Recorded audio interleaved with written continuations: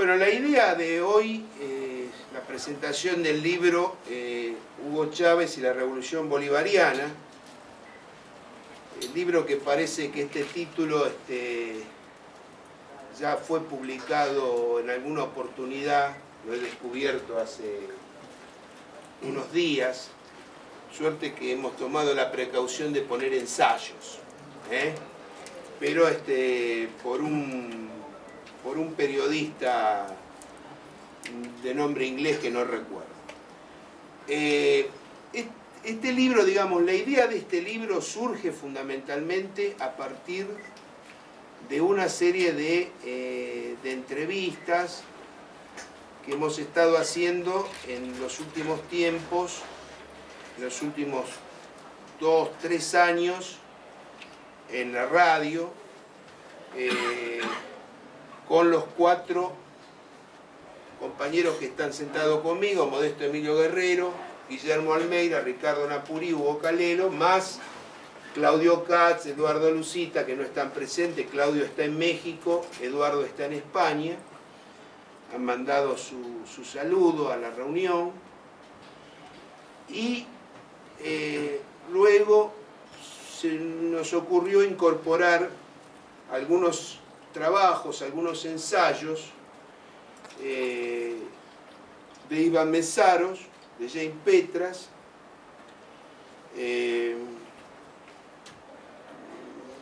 descartamos la entrevista que hicimos con Hugo, le pedimos un ensayo, descartamos un montón de entrevistas que hemos hecho a lo largo de estos años con Modesto, también le pedimos un ensayo, y de esa manera fuimos armando este libro con la idea de presentarlo el día de hoy, que se cumple el primer aniversario del fallecimiento de Hugo Chávez. En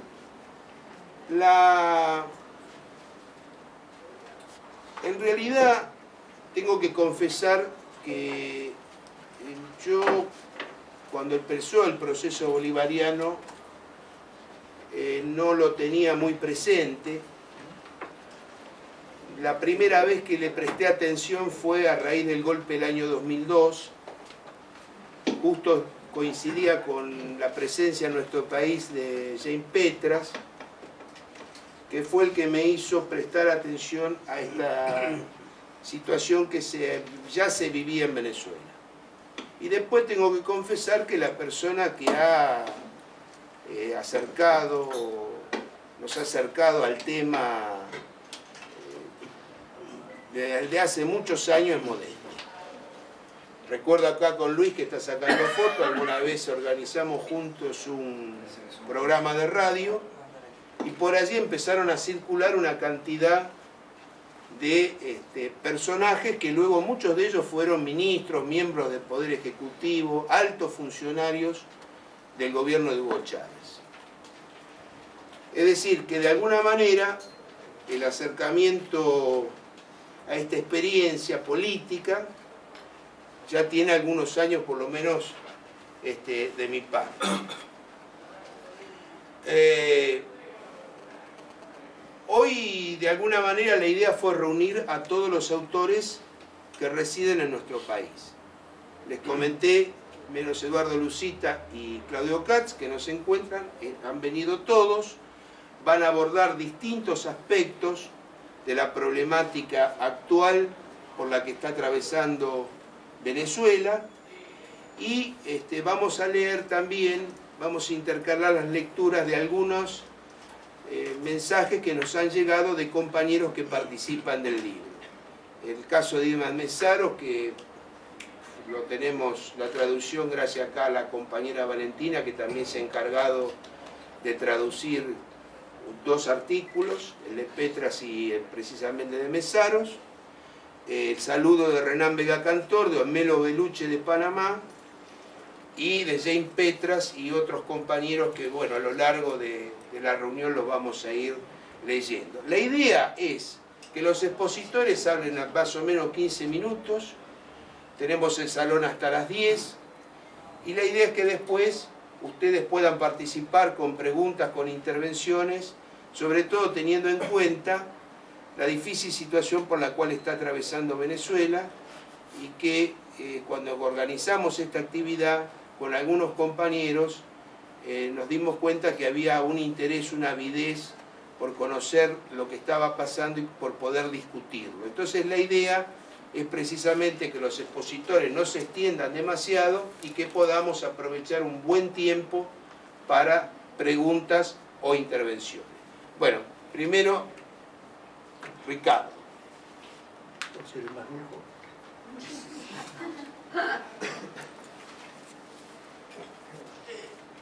Mario tiene la culpa del tipo de exposición que voy a hacer hoy. Me entregó hace 2 o 3 días el libro y me lo leí apasionadamente. Al leerlo me di cuenta que el libro tenía información que yo no conocía y que sus autores habían indagado sobre aspectos que yo no había reflexionado, de tal manera que me resultó extraordinariamente útil. Ante eso, yo dije, ¿qué cosa voy a hablar si está casi todo dicho, abundantemente dicho? Entonces opté por este esquemita que yo les voy a presentar a toda velocidad y telegráficamente, porque en 15 minutos yo no tengo la capacidad de Almeida, por ejemplo, para hacer una síntesis, es así, que sea útil. Pero acepto el desafío.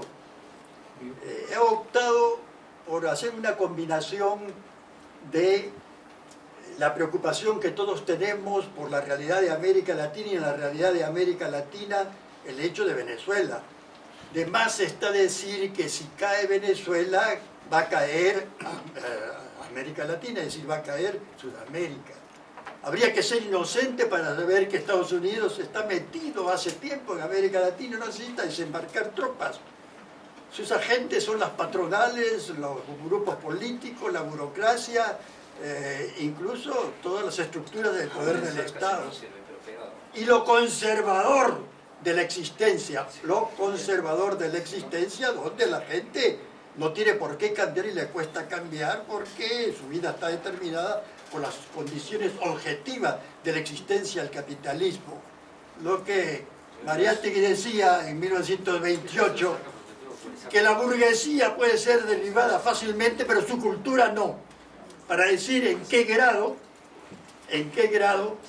lo conservador de la existencia que nos impone toda la memoria de los valores impuestos por la burguesía operan para hacer conservador la existencia de las cosas.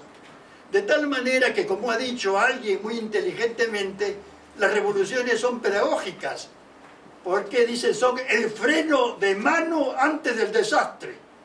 Linda figura. Las revoluciones son pedagógicas.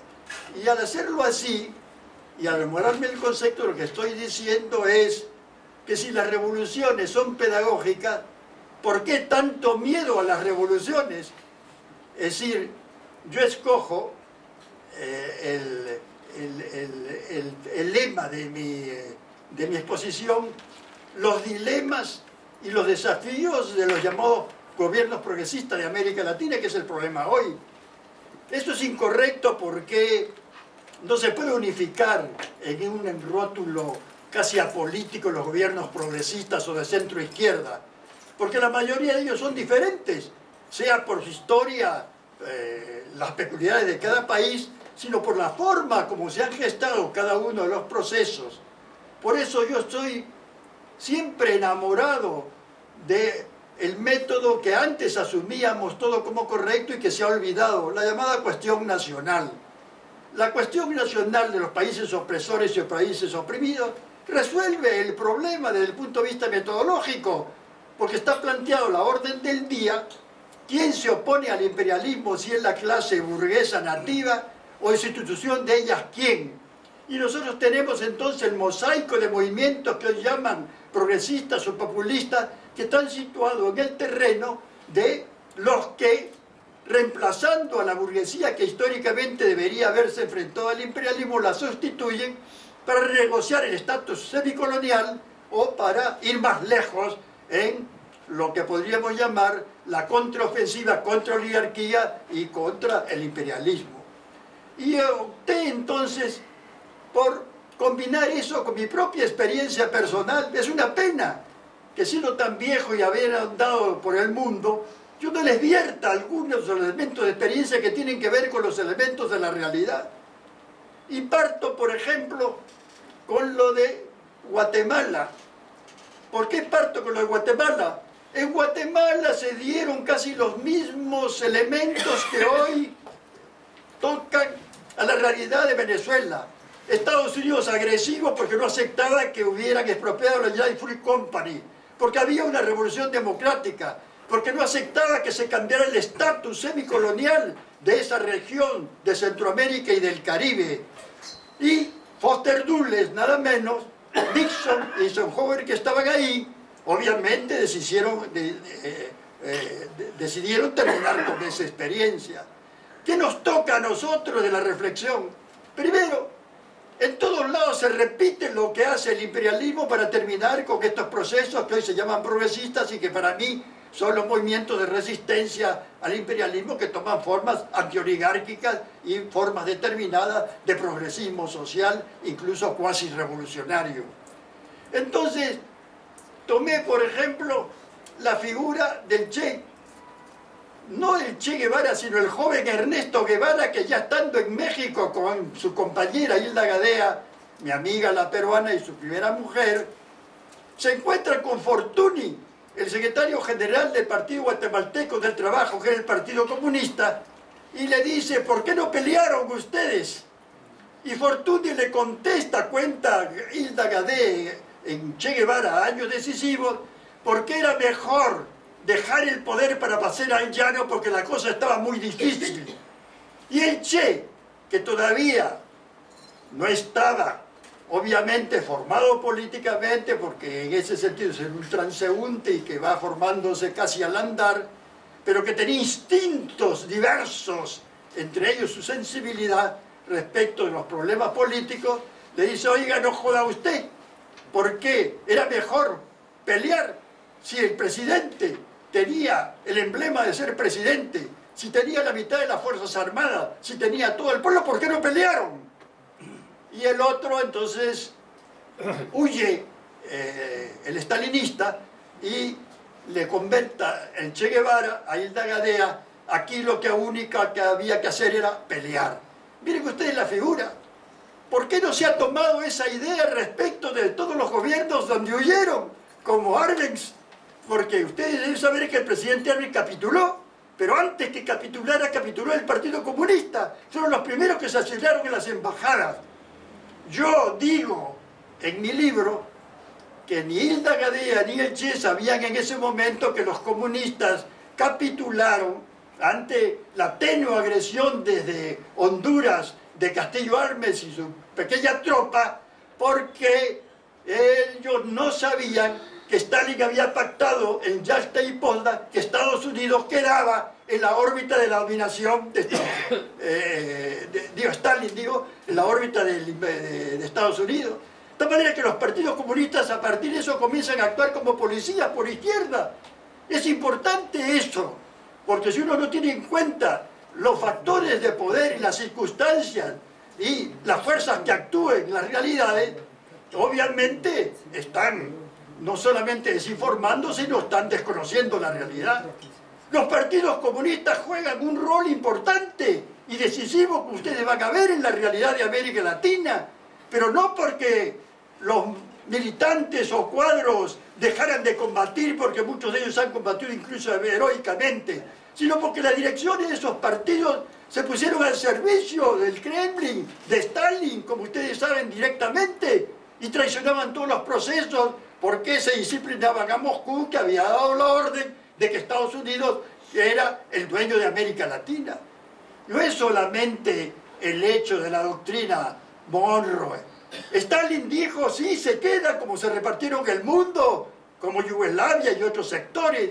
De tal manera que es importante este hecho. ¿Por qué el hecho este? ¿Por qué después gravita en el propio Che Guevara? Porque, como yo lo comprobé cuando en 1959 tuvimos que discutir para el apoyo a un movimiento revolucionario en Perú con De la Puente y después con Silvio Frondizi, con John William Cook y otros, el Che no conocía este hecho. Es inusitado. Ya leía, ya tenía lecturas, pero tenía una desinformación feroz respecto del mundo, de la construcción del mundo socialista, de lo que ocurría en la URSS. Y como dice Paco Taibo II en su libro, él no conocía nada de los gulags ni el estalinismo. Es importante eso porque no se trata de Cuba, pero yo lo acoto directamente para que ustedes tienen para que compongan la figura y cómo este hecho juega también en la realidad de su destino y de la propia revolución cubana.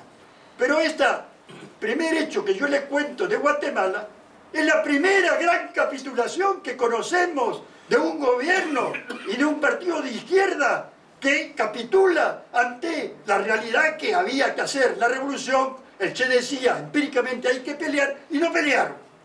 Segundo ejemplo rápido que les quiero dar a ustedes es el de Velasco Alvarado, mi compatriota. Yo cuento también en el libro que Fernández Maldonado, que era el ministro de Economía, de Minas y Petróleo, que era amigo mío de barrio, a pesar de que yo era opositor marxista a su gobierno, me dice, oye, quiero que veas a Velasco porque estamos discutiendo sobre el destino de nuestro proceso y sobre todo sobre la creación de un partido o el no partido. Yo me animé porque, como ustedes saben, Velasco era tan original que no solamente transitó por el capitalismo de Estado porque expropió el 70% del sistema empresarial del país, hizo una reforma agraria radical, se enfrentó por el problema del petróleo a Estados Unidos con una posición ofensiva, pero llevó como asesores a marxistas, a nacionalistas de izquierda, a gente con antecedentes de izquierda socialista. Era así, era un cholo macanudo, muy parecido en unos aspectos como Chávez, que era un cholo querible, querible en todo sentido. Velasco también lo era. De tal manera que un amigo guatemalteco decía jocosamente que hay que tener vicios de hombre, decía, mujeriego y borracho. Ellos, la dirección, como eran militares, se iban a las playas de vez en cuando y efectivamente se emborrachaban un poco, pisco mediante, con algunas damas. Yo fui a ese balneario y en ese balneario, lógicamente, hice la entrevista. La he contado por todos lados y Modesto en la entrevista que me hace en 2004 lo cuenta bien. Entonces él me dijo sucintamente, después lógicamente prólogos diversos de parte de él y yo, mío, bueno, tú, Fernández Maldonado, me dice que has vivido la experiencia del peronismo. Dime, ¿por qué el peronismo ha vivido tanto tiempo?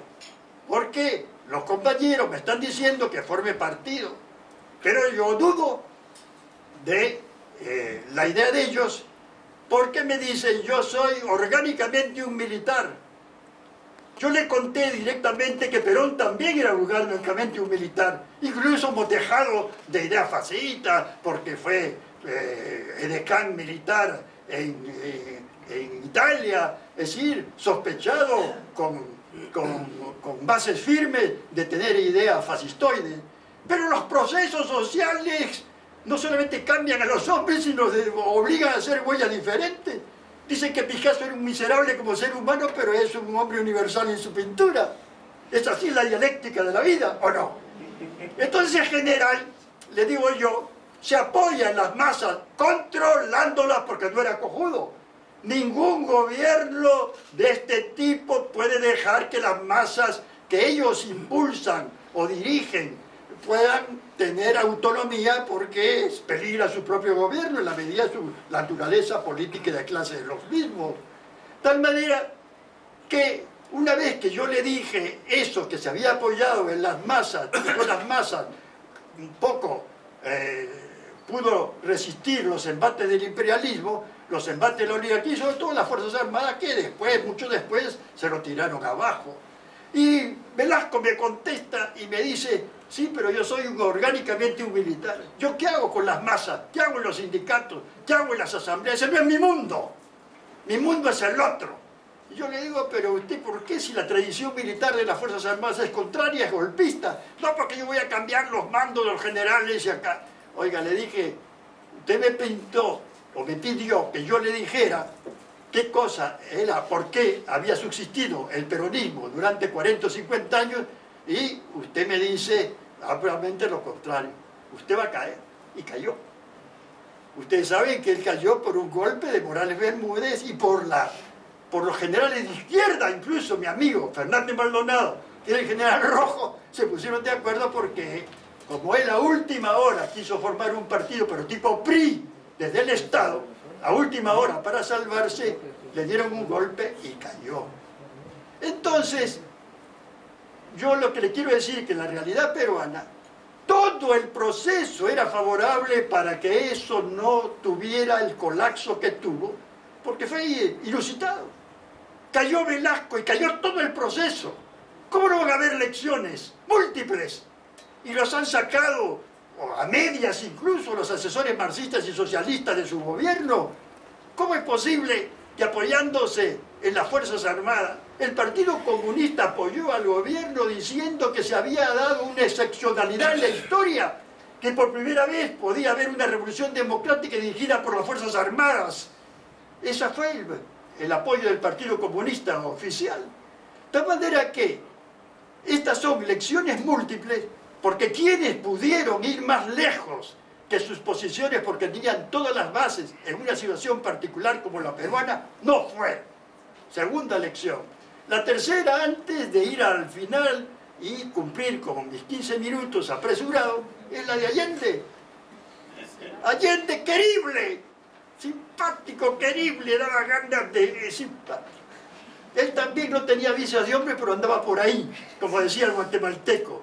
Muy querible, simpático, buena gente. Yo lo conocí en el estudio de Silvio Frondizi, porque fue a visitarlo a Silvio, como fueron muchos socialistas, como fueron muchos apristas y otros, y como yo me encargué de las relaciones internacionales, me encargué de las relaciones con el Partido Socialista, y lo conocía.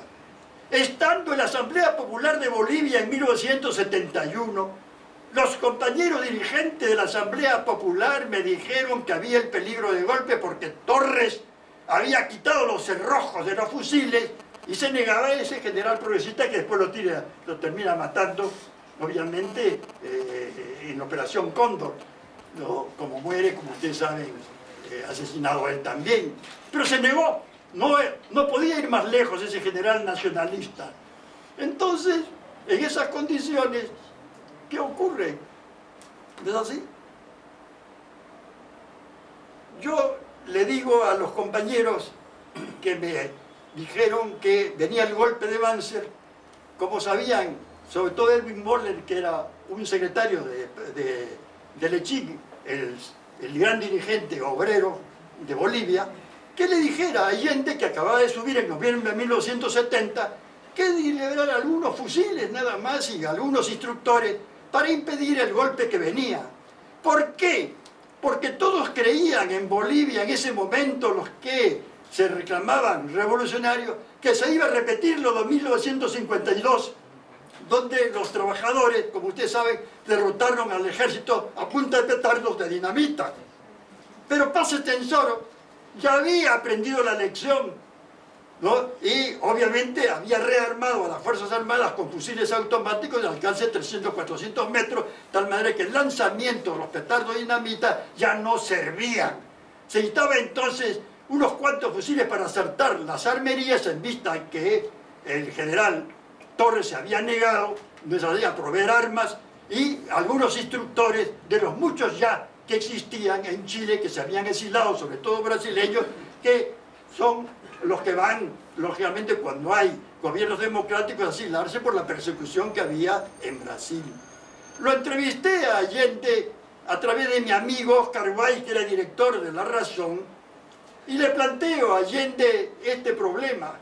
Está en el libro y le digo, mire usted, 1971, en los días que Fidel Castro estuvo en Chile, ese mes y medio que ustedes conocen incluso porque lo han visto en la televisión, para apoyar a su amigo Allende. Entonces le digo al compañero Allende, mire, en Bolivia se viene un golpe y Velasco Alvarado había puesto 10.000 hombres, o teóricamente decían que los iba a poner porque quería rescatar el puerto de Arica que habíamos perdido en la guerra de Bolivia y Perú contra Chile en el año 1879. Entonces le dije y le compuse la figura intencionada. ¿No es así? Puede venir un golpe en Bolivia. Si bien está subiendo campo por acá, no hay ninguna posibilidad en la Argentina de que los militares no vuelvan y nunca hay seguridad de Argentina y Chile en sus relaciones de este tipo. Y Velasco Alvarado amenaza con rescatar Arica. ¿Por qué no se cubre usted por izquierda? Cúbrese con una revolución en Bolivia, porque si llega Banzer, no es así, y está el gobierno de Velasco y está la inseguridad de Brasil, de Argentina, entonces hay el peligro para el proceso que ustedes están gestando en Chile. Allende, muy buena gente, me dijo, mire Ricardo, usted está equivocado. Yo soy socialdemócrata, me dijo. ¿Cómo se le ocurre a usted pedirme que yo auspicie una revolución de tipo proletaria, no es así, o cubana, en la frontera de mi país? Está en el libro, lo conté 1000 veces y nadie me mintió que no fuera. No, me dijo, yo no creo en la acción directa de las masas. Yo creo que la figura que nosotros hemos empleado de vía pacífica del socialismo no es una consigna de tipo abstracto y general, es una consigna estratégica fundamental. Nosotros no creemos en la acción directa de las masas. Yo no me atreví, digo en el libro, a decirle, mire usted, hay el peligro, ¿no es así? Primero, lo que se sabe por la literatura marxista, la obligación de dar apoyo a situaciones revolucionarias por la solidaridad internacionalista real. Y segundo, porque a usted le conviene tener una proyección por izquierda. No, me dijo. No, de ninguna manera. Yo no voy a rechazar, a negar o capitular de mis principios. En 1973 yo fui deportado por Velasco Alvarado a Chile, 2 añitos después. Estuve 6 meses y vi todo el proceso que la gente... Era un proceso revolucionario donde la patronal, y ustedes saben, movida por el imperialismo, ya saben directamente lo que hizo Kissinger, ya saben directamente las movilizaciones, los 40.000 camioneros que hicieron huelga, los pronunciamientos de la iglesia, los pronunciamientos del poder legislativo, las mujeres que salían a la calle, los fascistas que salían a la calle y el presidente que echaba discursos lentos, estos que ustedes han visto, hermosos discursos. Y el colofón que lo sabe bien este hombre que está acá, es así, es que en el Tancazo él llamó a tomar las fábricas. Las fábricas las tomaban los propios trabajadores defensivamente, como hacían los consejos comunales o como hacían, obviamente, las organizaciones territoriales o directamente campesinas.